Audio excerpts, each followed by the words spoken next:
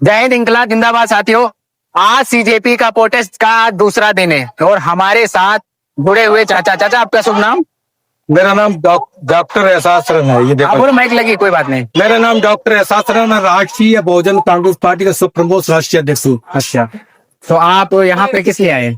हम इसलिए आए कि हमारे कोकरेज भाई जो काम कर रहे हैं, नीट पेपर की जो लीक हो जाए, उसके लिए इन्होंने जो बुलाया है लोगों को कि एकत्रित होकर के धर्मेंद्र प्रधान का इस्तीफा लो। तो मैं भी ये चाह रहा हूँ कि इस्तीफा लो, लेकिन जब संगठित रहो तब। लेकिन कोई इधर फूटो कोई इधर फूटो। एक परिवार में 4 आदमी है तो चारों का रास्ता अलग अलग है। चारों का रास्ता अलग अलग है, अलग अलग नहीं होना चाहिए, एक रहना चाहिए तो कामयाबी मिल जाए। चाचा, अभी तक 20 से ज्यादा बच्चों ने सुसाइड कर लिया, तो क्या ये प्रधानमंत्री और उनके कैबिनेट के मंत्री का जिम्मेवारी बनती नहीं बनती है? नहीं, प्रधानमंत्री देखो, ये प्रधानमंत्री जो बंदा जुमला छोड़ता हो, जुमलेबाज प्रधानमंत्री हो, जिसने ये कहा कि मेरा 56 इंच का सीना है, लेकिन राष्ट्रीय बहुजन पार्टी इंची टेप लेके आए थे, शर्म के मारे मेरे पास नहीं आए। हमने नाप पे दिखाओ अगर तुम्हारा 56 इंच का सीना हो। ठीक है, कोरोना के टाइम पे इन्होंने जाने कितनी हत्या करवाई। इन्होंने कहा किसानों की आय दुगनी कर देंगे, बच्चों को 2 करोड़ बिजनेस कर देंगे, किसानों की दुगनी करने तो कुछ नहीं हुआ। 15 लाख किसी के घर नहीं पहुंचे।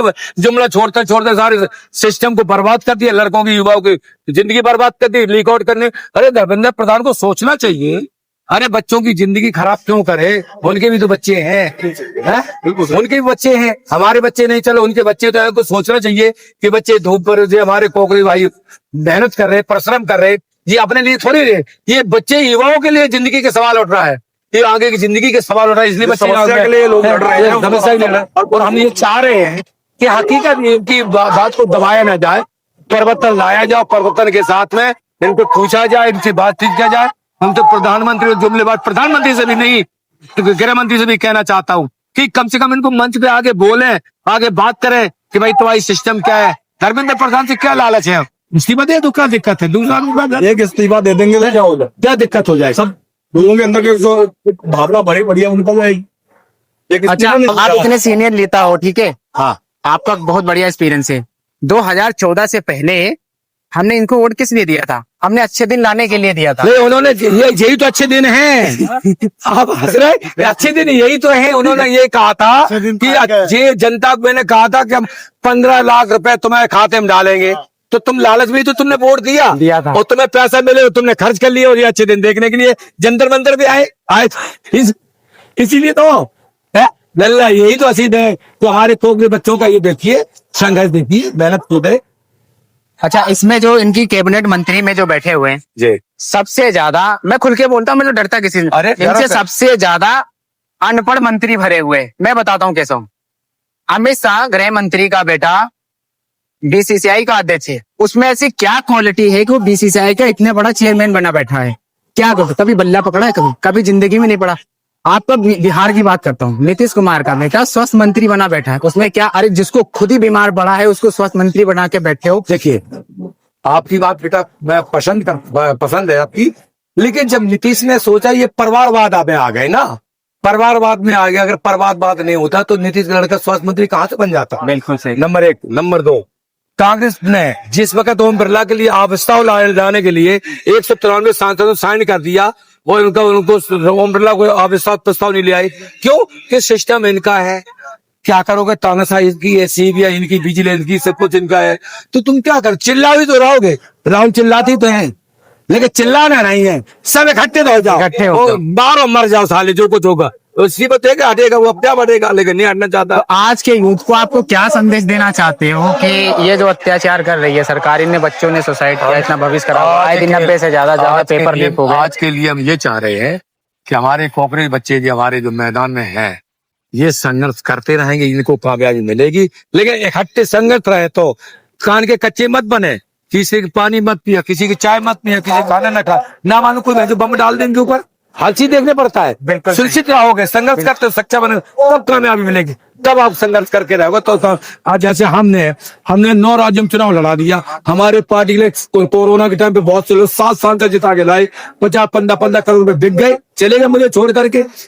लेकिन हमने जो फाउंडर मेंबरों में क्यों है, हमने चैलेंज किया, और आज चैलेंज करने के बाद हमने प्रबंध उत्तर प्रदेश के अंदर मैंने कह दिया, तो और करके मैंने दिखा दिया लोगों को, तो हमारा कोई साथ तो दे। अब मेरी तो उम्र पक चुकी है लल्ला। ठीक है चाचा, आप बढ़िया एक्सपीरियंस है आपको, बहुत बढ़िया। मैं तो आपके आगे कुछ नहीं है, इतना एक्सपीरियंस मुझे पॉलिटिकल वगैरह में कुछ नहीं है। लेकिन एक चीज आपसे मैं पूछना चाहता हूँ कि हमारे भारत में राइट टू रिकॉल आना चाहिए नहीं आना चाहिए? बिल्कुल आना चाहिए, हाँ?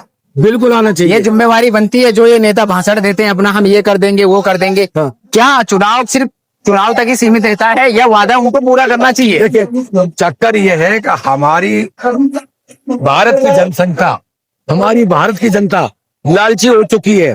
अगर इन्हें 10 की जगह 50 दिखाओगे तो ये जो नहीं देखेंगे कि मेरे बच्चे गड्ढे में जा रहे हैं, फुटपाथ उसकी लालच की तरफ चल जाएंगे। बच्चों की लाइफ खराब होगी तो होगी, उन्हें पैसा चाहिए।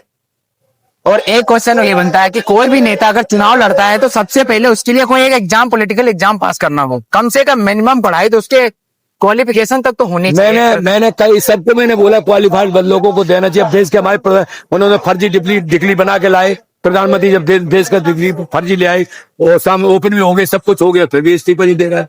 वो कहना है, अभी हमने आपसे क्या बोला था, शिष्यम पे सुप्रीम कोर्ट उनका, ये ईडी उनकी, सीबीआई उनकी, सब कुछ उनकी है। हम तुम चिल्लाते रहो, इस्तीफा दो, इस्तीफा दो, इस्तीफा दो, लेकिन चिल्ला ही तो रहे हो, क्या कर सकते हो? तो इसलिए हमारी रिक्वेस्ट है, अपील है सब पूरी जनता के साथ, तो सब इकट्ठित रहो तो कामयाबी मिलेगी, और अगर इकट्ठे नहीं रहोगे तो एक एक करके भगा दिए जाओगे। बिल्कुल सही।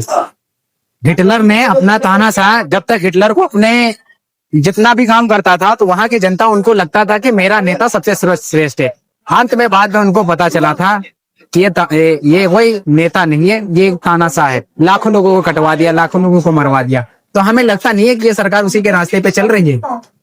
देखिए, तानाशाह तो है, तानाशाह तो है। अगर मेरी इनको सीबीआई ईडी हमारे हाथ में दे दो ना 24 घंटे के अंदर, पता लग जाएगा भाई। केंद्र में जो भी इसकी साथ में सरकार होती है उसकी सीबीआई वगैरह इसको गिरवा देते हैं सबको। तो बताइए क्या हुआ? ममता बनर्जी के वहां 4000 मशीनें जला दी गई है ईवीएम की वजह से। उन्होंने कहा अंतर्राष्ट्रीय में कोर्ट जाऊंगा, चिल्ला दिया। चिल्लाना नहीं चाहिए, उनको कोर्ट जाना चाहिए, सबूत दिखा देना चाहिए। ज्ञान स्कूल को हमारे चुनाव आयोग उनके गोद में बैठा हुआ है सब कुछ। और शुक्र मनाओ, मैंने वो वीडियो बना के डाली थी, पहली मंजिल, दूसरी मंजिल, चौथी मंजिल, फिर 5वीं 6ठी छोड़ के फिर 9वीं 10वीं मंजिल पे आग लगी। मतलब बीच 8वीं छोड़ के 8वीं 9वीं पे लगी, मतलब बीच की बिल्डिंग छोड़ के नीचे आग लगी, ऊपर आग लगी, बीच में नहीं लगी है। अब वो भी जलाई गई, जलाएंगे बताए गिरफ्तार हो गया, पकड़। जब वो साबुत मिटाना चाहते हैं, साबुत मिटाने के चक्कर ये है कि ममता ये कह ना पाए साबुत दिखा के मतलब ये काम ये है, तो सच्चाई है। हर जगह झूठे विफल हो रहे हैं। अभी सीबीएसई का मुद्दा उठा था, उस पर जांच बैठनी थी, तो सीबीएसई के डिपार्टमेंट में भी आग लग गई। सारी जगह ही। अरे मैं बता तो रहा हूँ, ये हर जगह साबुत मिटाना चाहते हैं। रस्सी का ऐंठ कभी नहीं रहेगा, रस्सी एक दिन टूटेगी।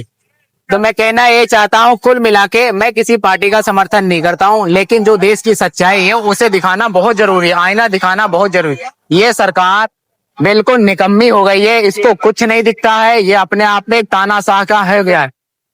मैं आप सभी से रिक्वेस्ट बच्चों से करता हूँ कि प्लीज आप कहीं भी हो, कोई भी नेता, मंत्री, विधायक, प्रधान से लगा के कोई भी हो, आप अपना सवाल करना सीखो।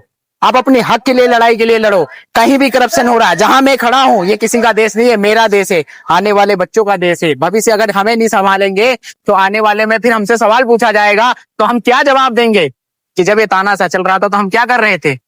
फिर यही कहेंगे ना कि तलवे चाट रहे थे। नहीं, आवाज उठाओ और आओ हम सब लोग मिलजुल कर इस आवाज को बुलंद करें और अपने हक की लड़ाई के लिए लड़े। चाचा, मिलकर आपसे बहुत अच्छा लगा।